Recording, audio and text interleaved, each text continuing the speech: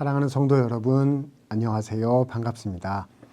시편 말씀 함께 살펴보면서 통독을 위해서 여러분께 시편 설명 드리게 된 것을 감사하게 생각합니다. 시편은 하나님께서 우리에게 주신 참 귀한 말씀입니다. 왜냐하면 이 시편은 우리보다 앞서 살았던 구약시대 성도들이 하나님께 나아가서 기도하고 또 주님과 소통했던 그런 하나님이 주신 통로였기 때문입니다. 다윗을 비롯해서 다른 여러 시편 기자들이 있습니다. 그분들이 자기의 삶의 자리에서 때로는 고통 속에, 때로는 기다림 속에, 때로는 감사 속에 하나님 앞에 나아갔고요. 이 시편 말씀을 통해서 기도했고, 그리고 주님의 응답을 얻었고, 또 하나님과 씨름했던 삶의 현장 이야기들을 담고 있습니다. 그래서 우리가 이 시편을 통해서 우리 신앙의 선배들이, 선조들이 그러했던 것처럼 우리도 담대히 또 간절히 정직하게 우리의 모습 있는 그대로 하나님께 나아가서 기도하고 찬양할 수가 있을 것입니다. 시편을 통독해 나가시는 모든 시간들을 통해서 하나님 앞에 정직하게 담대하게 나아가셔서 이 말씀의 기쁨을 누리시고 또 주님과 함께 깊이 교제하시는 비밀한 은혜가 있으시게 되기를 소망합니다. 자, 시편은요, 전체 150개의 시로 구성이 되어져 있습니다. 참 많은 숫자를 가지고 있는 큰 책이라고 할 수 있겠지요. 그런데 이 시편은 그 150개의 시를 5개의 하위의 책으로 구분하고 있습니다. 그래서 1권, 2권, 3권, 4권, 5권 5개의 책으로 구별이 되는 것입니다. 우리가 잘 이해할 필요가 있는데요. 1편, 2편, 3편 순서대로 작성된 것은 아닙니다. 따로따로 별개로 지어진 그런 개별 시들입니다. 하지만 하나님께서 또 우리 인간 저자들을 통해서 그 시들을 또 때로는 그룹으로 묶음으로 모아놓으신 경우들도 있었고 또 그렇지 않은 경우들도 있었습니다. 그래서 맨 처음 시들을 모아서 1편부터 41편까지를 제1권, 시편 1권으로 모으게 하셨습니다. 수집하게 하셨다, 이렇게 우리가 표현합니다. 그 이후에 2권은 42편부터 72편까지 2권 책이 수집이 되었고요.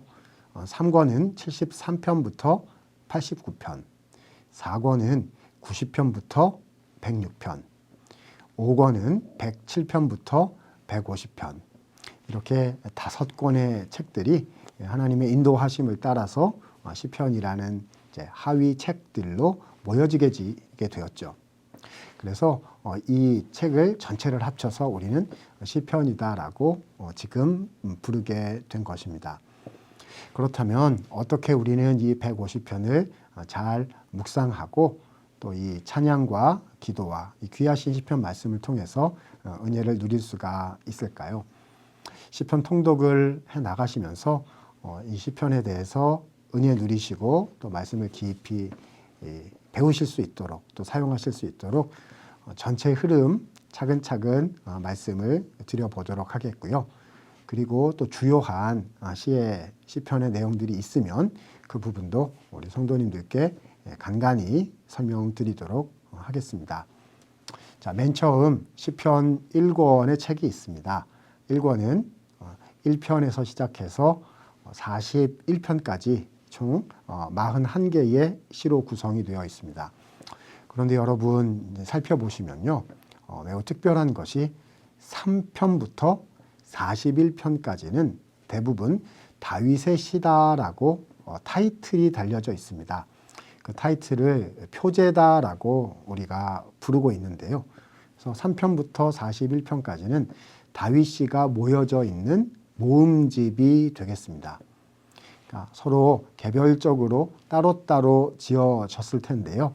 그것을 모아서 다윗 모음집, 다윗 컬렉션이 만들어진 것입니다.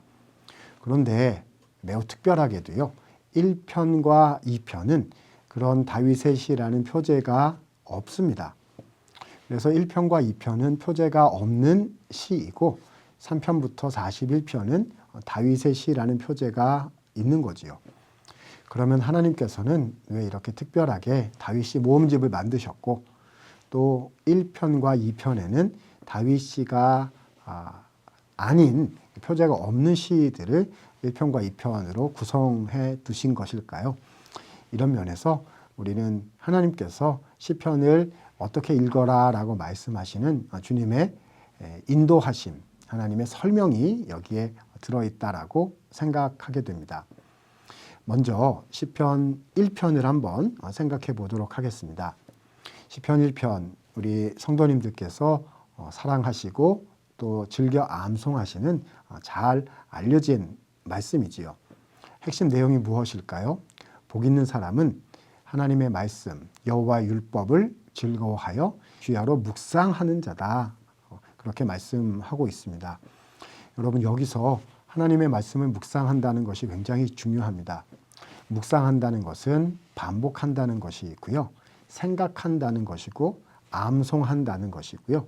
그리고 그 암송과 반복과 묵상, 생각함을 통해서 그 시의 내용이, 그 말씀의 내용이 나에게 들어오도록, 내 것이 되도록 소화하는 것, 그것을 묵상한다라고 말하는 것입니다. 시편 1편은 이렇게 하나님 말씀을 묵상하는 사람이 복 있는 사람이다라고 이야기해 주시고 또 그렇게 말씀을 묵상하는 사람이 의인이다.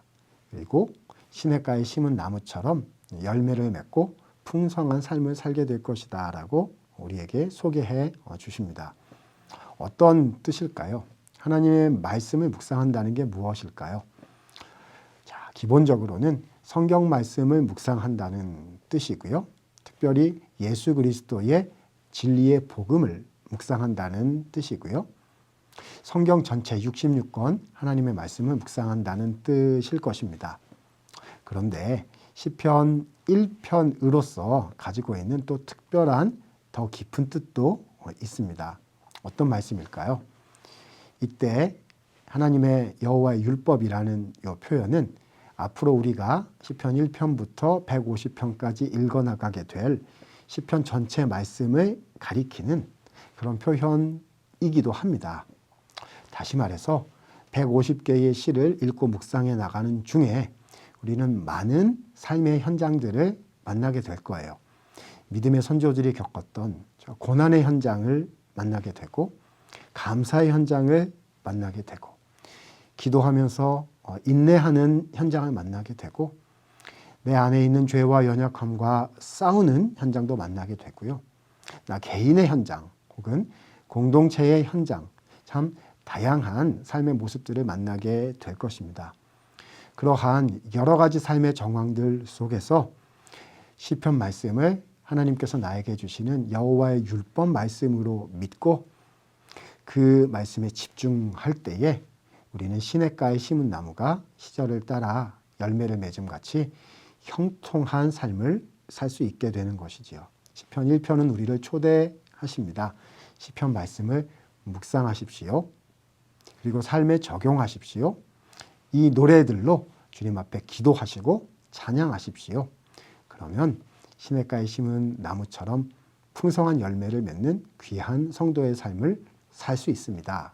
라고 우리를 초대해 주고 계신 것입니다. 그 이후 시편 2편을 만나게 되는데요. 시편 2편의 핵심적인 내용은 하나님께서 예루살렘에 세우신 왕에 대한 것입니다.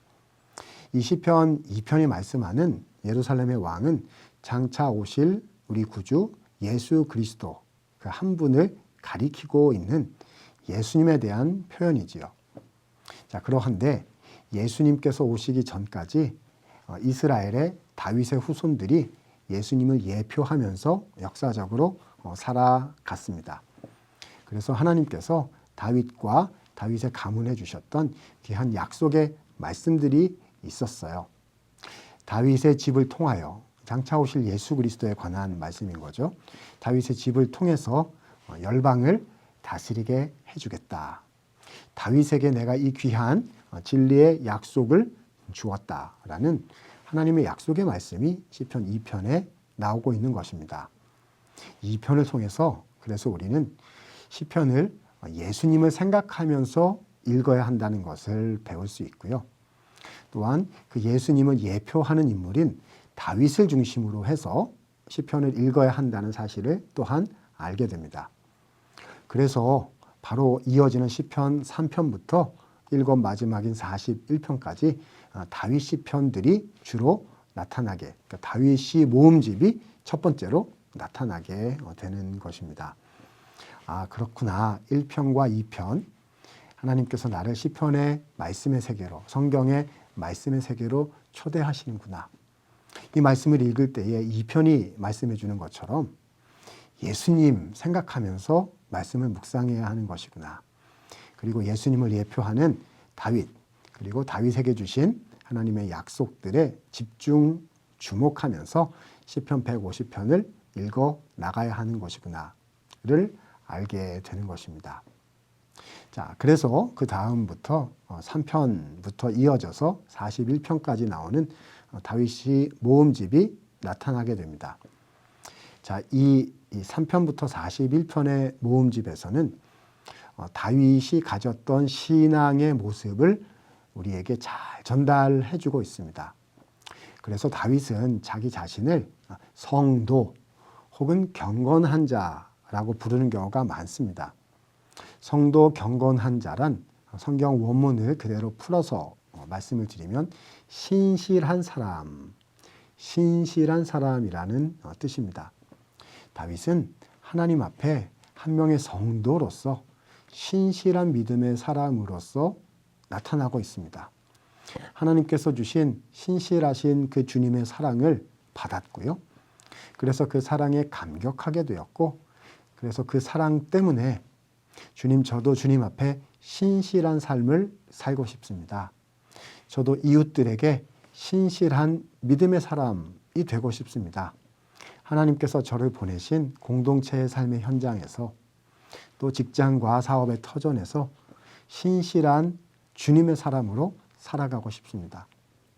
다윗의 신앙의 고백들을 통해서 3편부터 41편까지 우리가 배워나가야 하는 그런 귀한 모습들이다라고 말씀드릴 수 있겠습니다.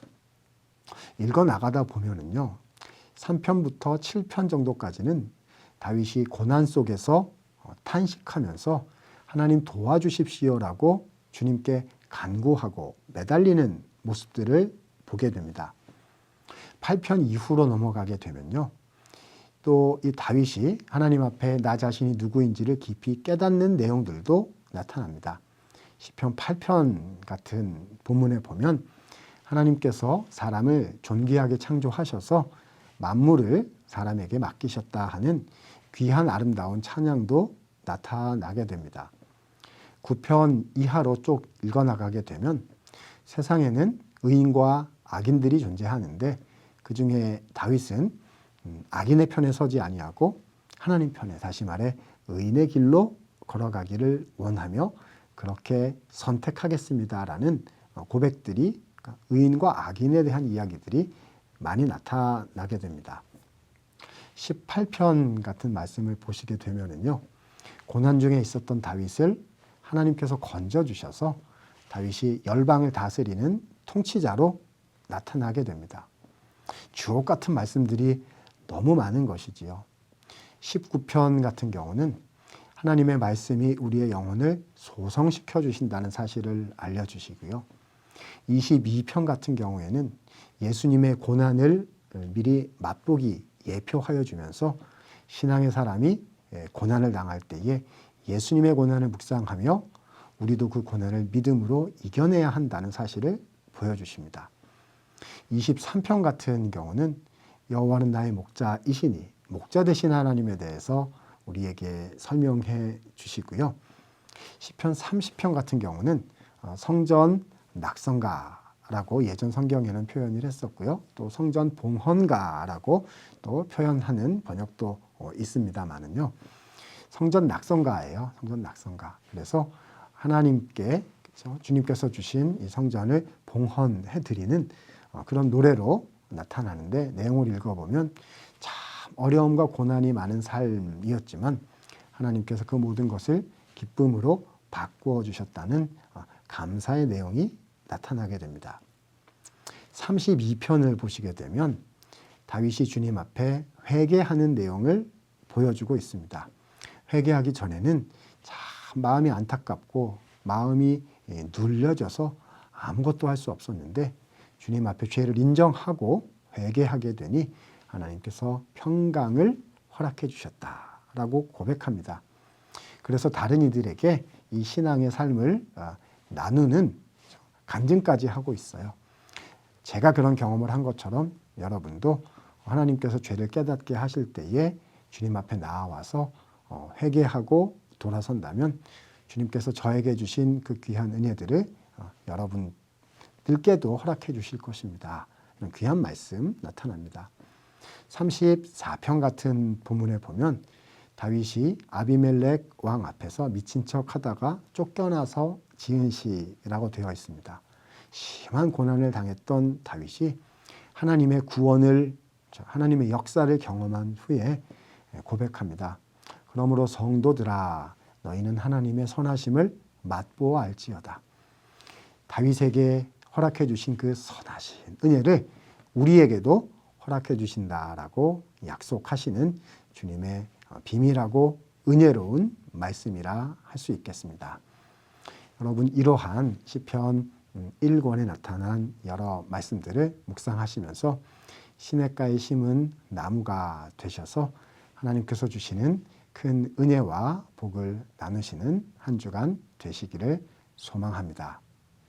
감사합니다.